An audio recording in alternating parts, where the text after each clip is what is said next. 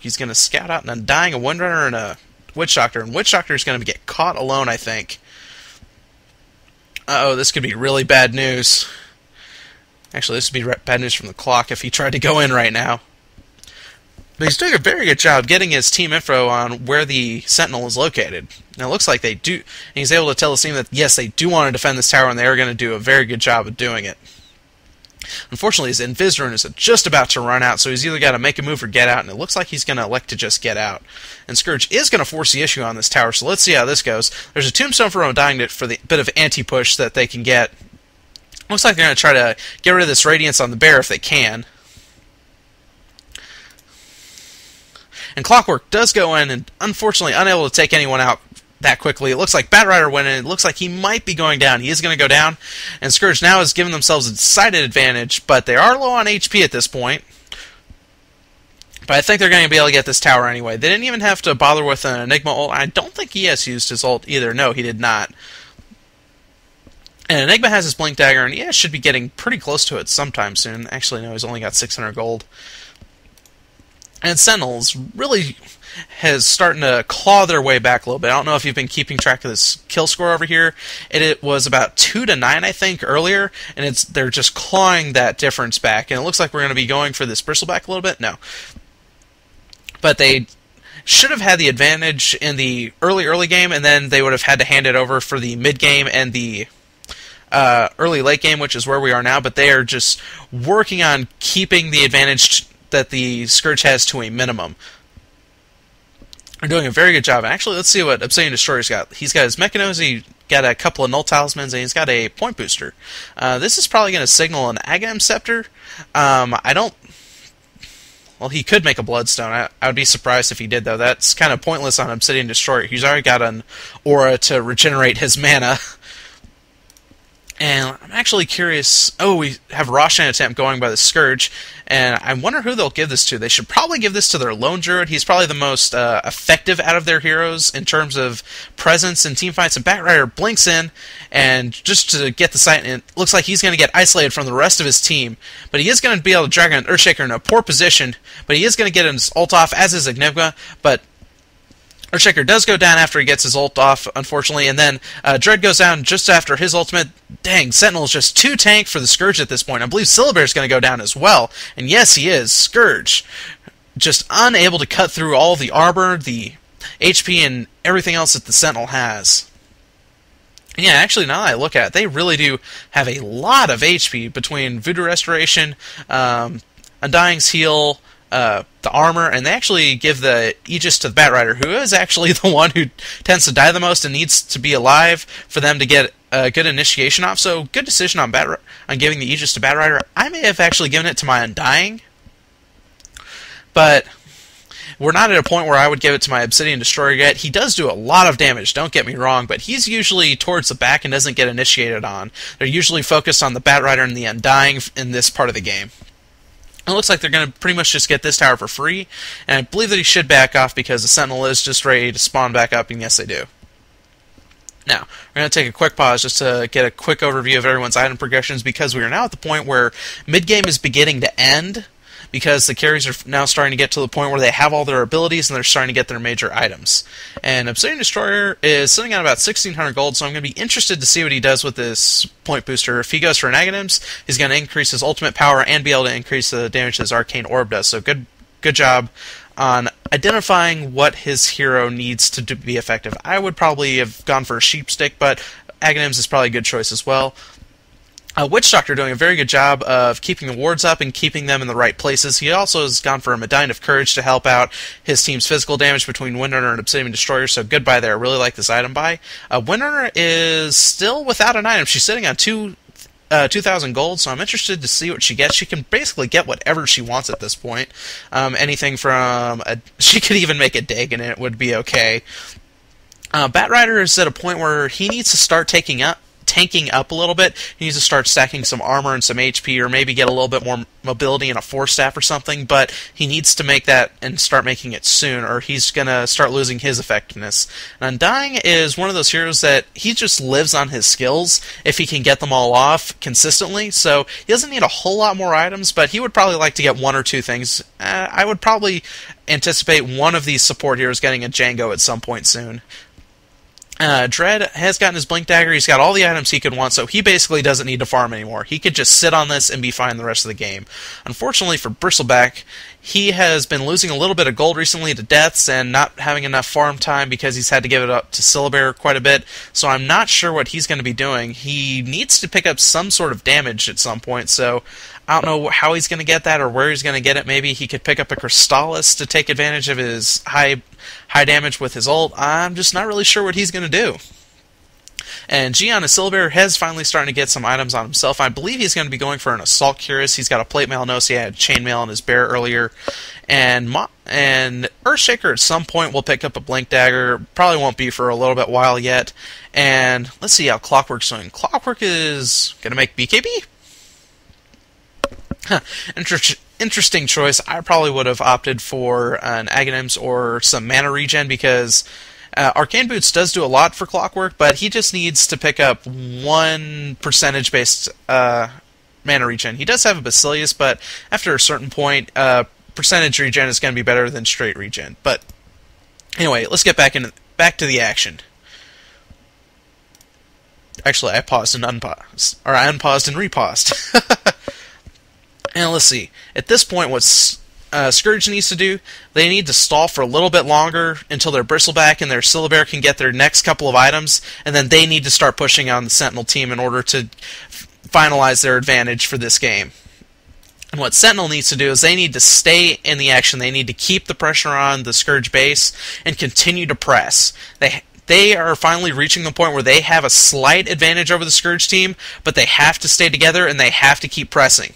Because if they stop, Scourge is going to be able to get to a point where they can just walk all over them. And Sentinel will not be able to recover when the game gets to that point. It looks like we're going to have Smoke Gank going on with Sentinel from the woods or from the river, actually, and unfortunately, this is going to get snuck out just by virtue of this being a little too close. And Enigma blinks in and gets promptly banished, but I think he's just going to ult as soon as he pops up. Actually, no, he's just going to opt to save it. Witch Doctor went down, so did the Obsidian Destroyer, and I believe, actually, yes, Dark Green. Who's Dark Green? Dark Green. Crap. Dark Green was Earthshaker goes down to the Maledict after the fact. So they've lost a little bit of their AoE presence in their Earthshaker, but they still have Enigma's Black Hole online, I believe.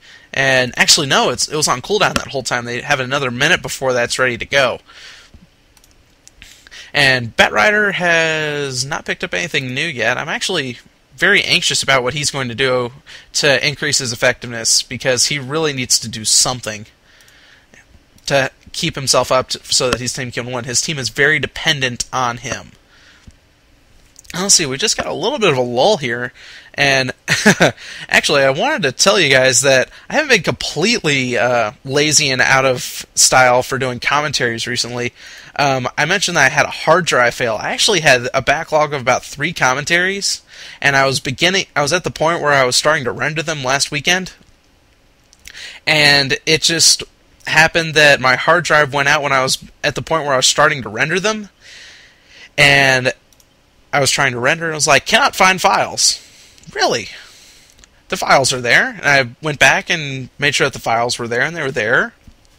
And there was some kind of read error on my hard drive going on. I was like, well, that's just plain strange. And I went and found out, I went to go try to check the files again. I apparently hadn't refreshed the screen. They weren't there anymore. And actually went to investigate, and my computer wasn't seeing the hard drive anymore. I was like, oh no!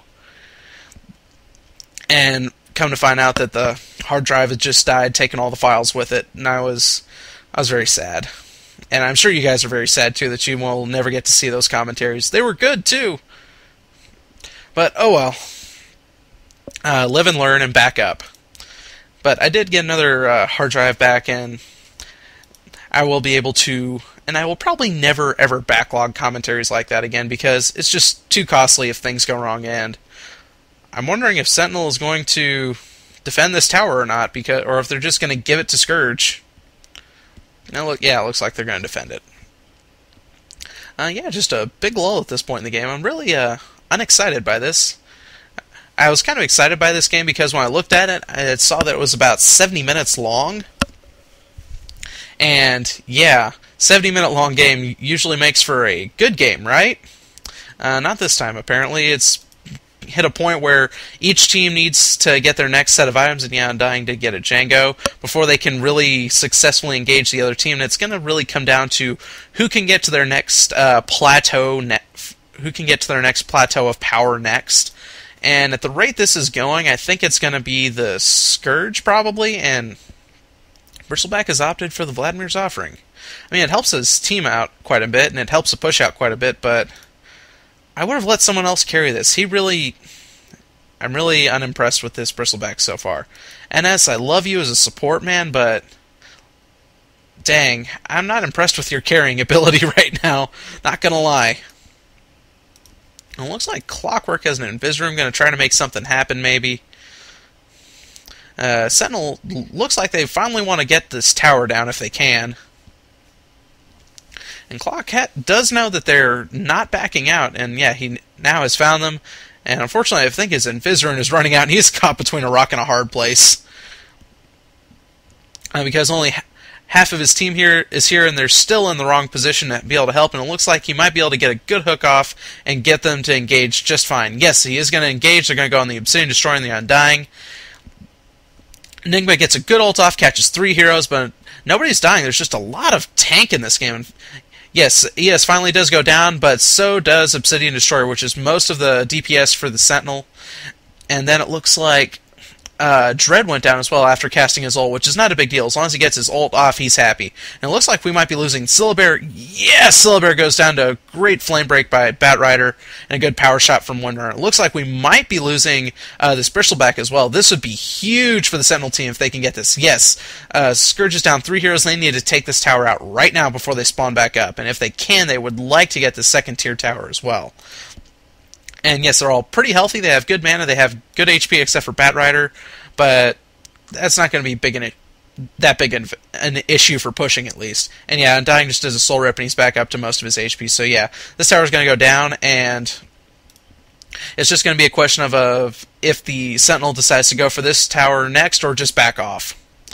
And I don't like this use of Glyph. All it does is stall the push. It doesn't stop it or stall until you have an advantage. I see a lot of teams, actually even like you just saw pro teams do this all the time. They just use the Glyph when it's up and don't wait for it to have a good effect on the game, really. They just use it to stall out a push when they might be able to force an advantage, or when they are unable to use it to get an advantage back afterwards. Usually when you Glyph, it's because your base is getting pushed, and your team is taking a little bit too long to teleport to defend it or something. And you just need to Glyph and give yourself 5 extra seconds to get into position or engage on the other team is really what this is about. Or what the Glyph is all about. And yeah. It makes me sad to see pro teams that do silly things like that. Let's see. I'm actually curious what items we're seeing next on this Obsidian Destroyer. He's made a soul booster, so he is going to be going for a Bloodstone, actually. Yeah, okay. Whatever. And Batrider has gotten a Mystic Staff. This could be a Gunsu or a Shiva's. It will probably be for a Shiva's. That would be more to his advantage in terms of being able to tank. So I would not be surprised if he does not get a Shiva's at all. And Undying has gotten his Django. I think I mentioned this earlier. And a Vladimir's Offering. I think I mentioned that earlier too. Wow, I'm just bad at this. And looks like we're trying to get initiated off on this Bristleback, but no, his entire team is here, and they're just going to kill this Obsidian Destroyer. Undying is walking in, going to try to help him out. It's a good soul rip-off, but unfortunately I don't think it's going to be enough. I think this is going to be a dead Obsidian, because the rest of his team is just too low on HP. If he just get entangled, it's all over. And yep, there's the entangle, and that's a dead Obsidian. Now it's just going to matter of how many Sentinel heroes survive this at this point. Earthshaker may go down, but nah, he's going to be fine. It's really just going to be a matter of how many Sentinel heroes can survive, and it looks like Yellow went down as well. And I believe this Witch Doctor is not long for life either, unfortunately. and we may see them get the Windrunner. No, they're not going to get the Windrunner. Windrunner's actually gone for the Necronomicon. I did notice this earlier, but I forgot to mention it, that she is going for a little bit of push, anti-push. The blue Necronomicon, the one that is melee, actually has a really great ability for pushing and being a good anti-push, in that it explodes when it dies, so if you can just suicide it, it actually will clear a creep wave, pretty much, or